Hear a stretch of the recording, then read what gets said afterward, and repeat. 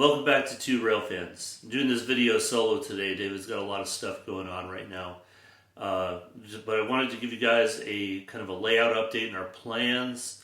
But before we get to that, I wanted to share a new product that we found that we're going to be using on our layout that's going to make, I think, our handling our lighting wiring a lot easier.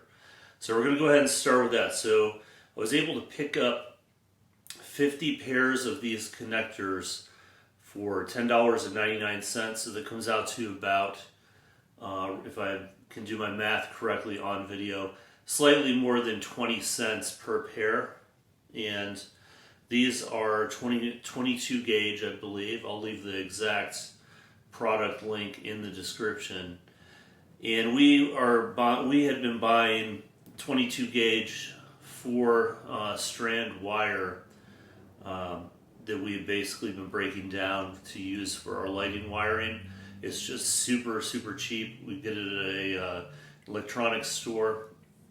But these cables, we've been looking for something to do a quick disconnect on the layout. And you can see how these connect here.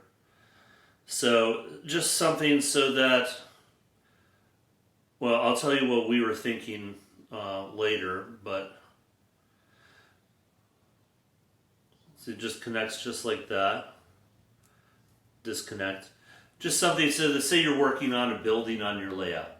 We have a lot of buildings on our layout that don't have an interior, and eventually we'd like to add that. For example, that Merchants Row that we did, where we have the 10 isolated spaces. So it's a quick and easy way to disconnect the wiring from your layout. But the other thing, we noticed Christmas season this year, we were planning on doing some Christmas stuff on the layout. Never got around to it. I really personally enjoy the Christmas lights on the layout quite a bit. So I think for next year, we're actually going to try and have some buildings ready to swap out with some different lighting. And this is going to be an easy way for us to already have a plug source there and simply unplug a building or a set of buildings and plug in another building that's just going to be there temporarily. It'll make it super easy to make temporary changes on the layout. And again, like I said, if you want to work on a building, you can simply unplug and remove. So we're going to be installing a bunch of these all over the layout. And anyway, if you guys are interested, check out the link in the description. So I wanted to talk a little bit about what our plans are. We've kind of been stalled here for several weeks. Just life's gotten in the way, been super busy. So we've been happy to just be running trains. You can see I haven't done anything else down on this end of the layout here. The last project we did was the ballasting back here. Still haven't touched up the scrapes right here.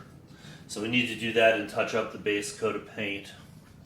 But you can see the building flats that we have. Those are just kind of leaning against the back currently. And those are all lit. That's from PTF Designs. So here's one of the water features that we haven't started yet. Still need to finish carving that up. So that's kind of on our list. And here is the other one right here. So we need to get that carved out and get the toilet paper glued in there and let that really dry. But I think, so we were planning on working all this stuff first, but I think what our next step's actually going to be, we had kind of roughed in this foam to be part of a removable backdrop for this area.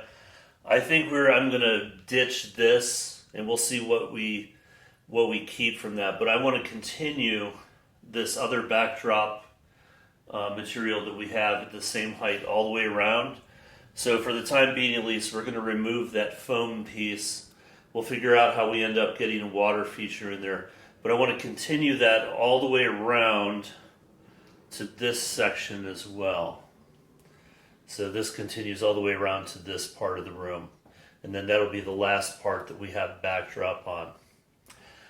So this foam with the greenery on there, that was one of the things that the last big scenery things we did on this part of the layout.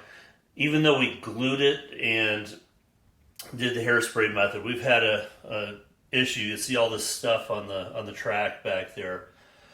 We've had an issue with pieces of that falling off. So I think one of our first priorities, once we get that backdrop board all the way around here, before I put this back up in front of it, I need to really get this stuff glued in place and touch up some spots. And one of the reasons we want to get those plugs done, there's a lot of wiring running through this part of the layout currently. So if you can imagine, some of these buildings we have isolated first floor, second floor. For example, that Merchants Row, we have 10 different lights in there in the 10 different spaces. So there's 20 wires under there. So we are going to be making some changes here also to the foam underneath the street level. Excuse our traffic jam over here. I know this looks like a complete disaster right now.